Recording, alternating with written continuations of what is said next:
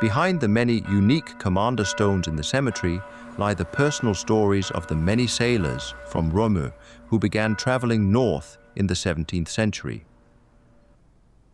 It was primarily blubber from whales and seals that the whaling ships brought home from their voyages in the Arctic Ocean. The blubber was melted down into oil, which was mainly used for lighting, but bones from the jaws of Greenland whales could also be taken home and used for things such as garden fences. This can be seen here at Hvalgården in Juvre, located on the northeastern side of Rømø. The many whaling ships with local captains that sailed to the Arctic Ocean between Svalbard and Greenland brought great prosperity to Rømø.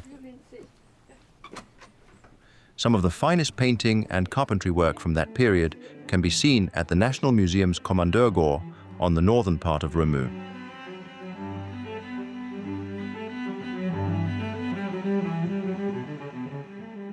Here you can also see a huge whale skeleton, which bears witness to the large animals and forces of nature that the whalers of the time had to deal with.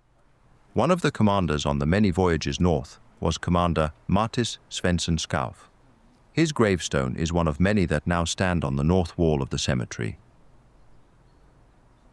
The stone reads, translated into modern English, "Here rests in the Lord the experienced commander Matthis Svensen Schouw, who married Maren Nilsdatter at the age of 28. The marriage lasted only 17 years. He was the father of one son and 3 daughters, and he died on the 3rd of September, 1783 at the age of 45. I know that my Saviour lives, and he will raise me from the ground. As commander of the ship, the Swan, I made 21 voyages from Hamburg to Greenland, where God always guided me safely. My seafaring days are now over, my ship is in port, and heaven is my home, where I now live in peace." The relief at the bottom of the gravestone shows that the ship is in port because the sails are tied to the yards. The captain's voyage through life is now over, and he has reached his heavenly port. The family is divided into 2 groups. Maren stands with the 3 daughters on the left, and Matthis with his son on the right. When Matthis died in 1783, his son Peter was already dead.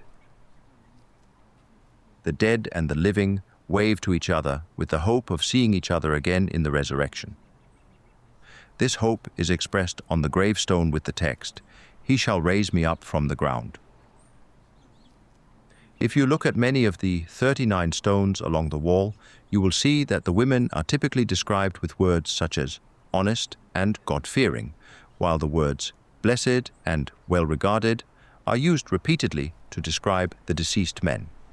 This testifies to how the people of Rømø described each other and how faith played a major role in their lives.